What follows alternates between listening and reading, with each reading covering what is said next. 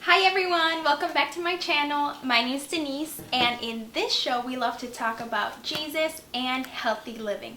So if that's what you're into, go ahead and hit the subscribe button and give it a thumbs up to let me know that you like this style of video. Today we're starting our first ever Bible study lesson, and it's on the book of Acts, chapters 6 through 7. As I was reading chapters 6 through 7, it really made me realize that everyone has a role in this world, and as long as we do our job and do it diligently in the name of Jesus, we will see fruit and we will do God's will. It's so important that we do everything to the best of our capabilities, and I know it's not going to be perfect, but I have a very good example that will help us and motivate us to live in the light that God wants us to live in. And we have to remember that the Holy Spirit is living inside of us, so we have God's capability at our disposal whenever we need it. Before we get started, go get yourself something to drink. I have here my lemon water. Lemon water is amazing because it has high amounts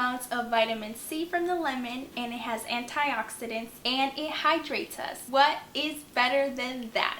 Go get yourself your drink of choice, and I will wait for you right here. So I'm turning to chapter 6 of the book of Acts, and I'm going to give you a little background as to what's happening. So in chapter 6, we are told that in those days, when the number of disciples was increasing, the Hellenistic Jews among them complained against the Hebraic Jews because their widows were being overlooked in the daily distribution of food. So you have to really pay attention to what scripture is saying about the widows being overlooked through the distribution of food.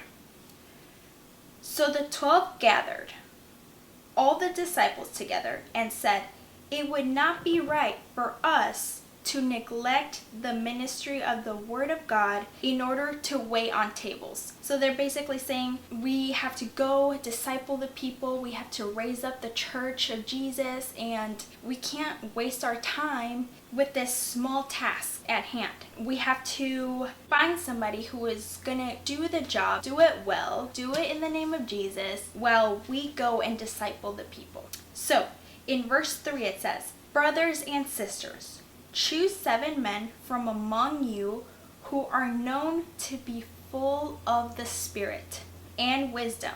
We will turn this responsibility over to them and will give our attention to prayer and the ministry of the world." So they ended up choosing 7 men that were full of the Spirit and wisdom. That's very important. Among those 7, one of them, his name is Stephen. So it says, "Now Stephen, a man full of God's grace and power, performed great wonders and signs among the people. Opposition arose, however, from the members of the synagogue of the freed men, as it was called, Jews of Cyrene and Alexandria, as well as the provinces of Cilicia and Asia, who began to argue with Stephen, but they could not stand up against the wisdom the Spirit gave him as he spoke."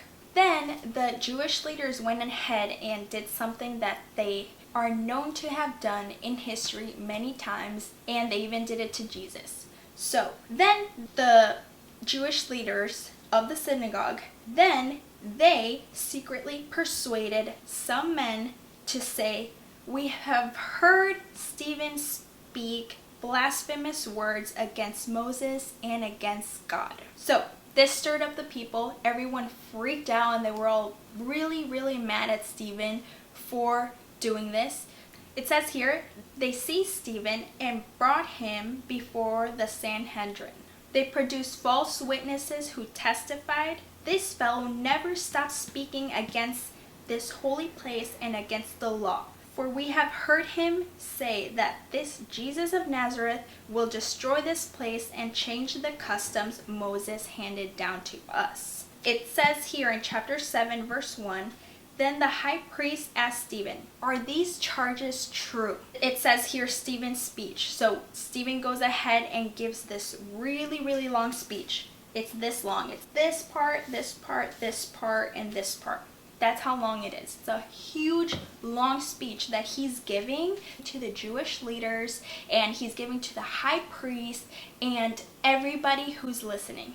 So he goes ahead and gives the history of Abraham, and then he goes and talks about Isaac, and he talks about Joseph, and then he goes ahead and talks about Moses and how God appeared to him through the bush.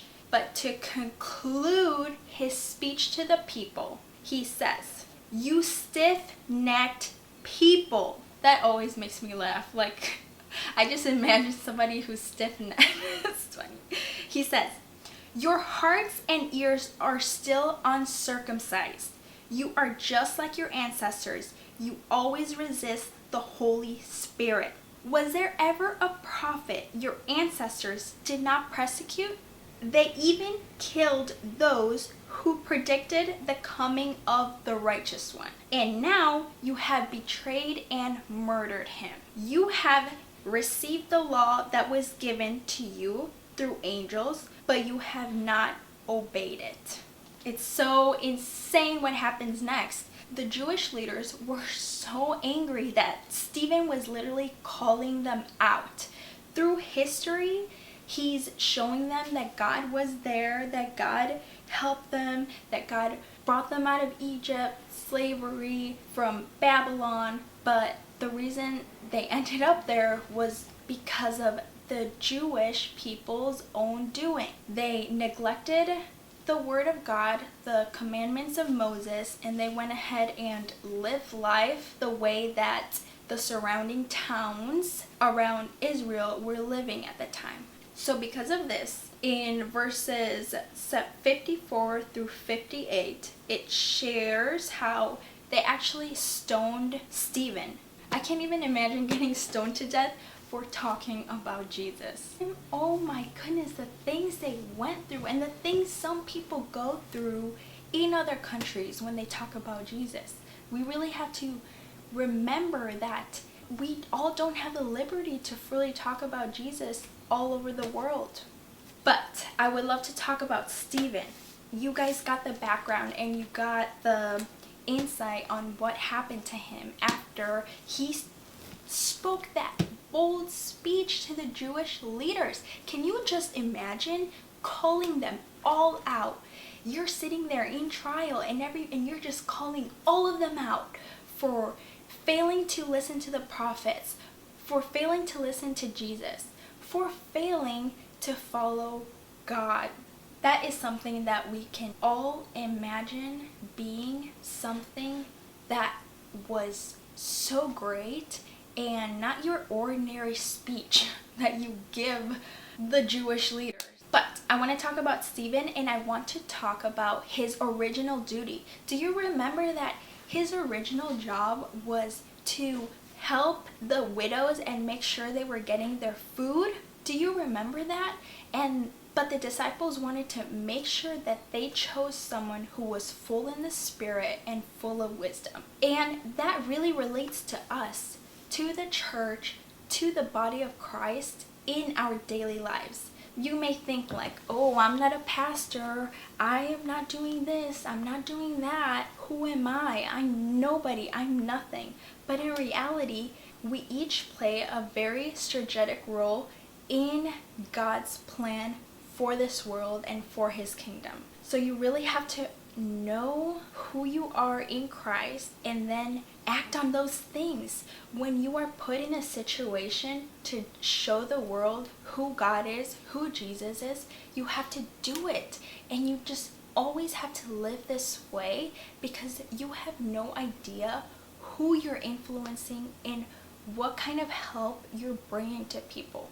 We really have to live our life as Stephen lived his life. He went into the world, and even though he had a small job, he did not let that small job interfere in his actions towards God's will. Stephen did his job to the best of his abilities, and he even got to call out the Jewish leaders for killing Jesus. What? That's amazing. I wish I could call them out for killing Jesus. Like, I really wish I could, but Stephen did it. And He was originally in charge of feeding the widows. What? Like, mic drop right there.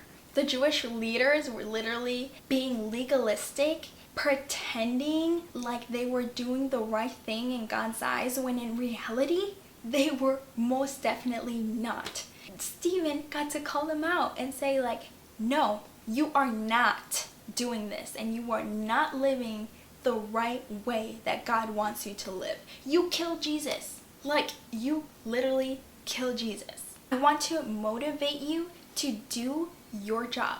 Whether you live with your parents and you're a student, whether you have a part-time job and you're a college student, whether you're a mom and you have the big family, whether you're single and you just have a job, whether you are retired and you are just enjoying life, I want you to do what you are doing just like Stephen did what he was doing. We all have to do our part in God's kingdom, and we have to spread the gospel of Jesus Christ to the ends of the earth, so that everybody can have a chance to live in the joy that we live in, right? We would be so selfish to not want to share this with people. It's so amazing being able to open this book up and find the right passage to help me in whatever season of my life I'm in.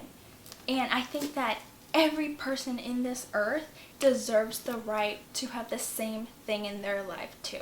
I hope you enjoyed our first ever Bible study. Let me know what you thought in the comment section. Hit the subscribe button, hit the like button, thumbs up, and I will see you here next time. Have a blessed day.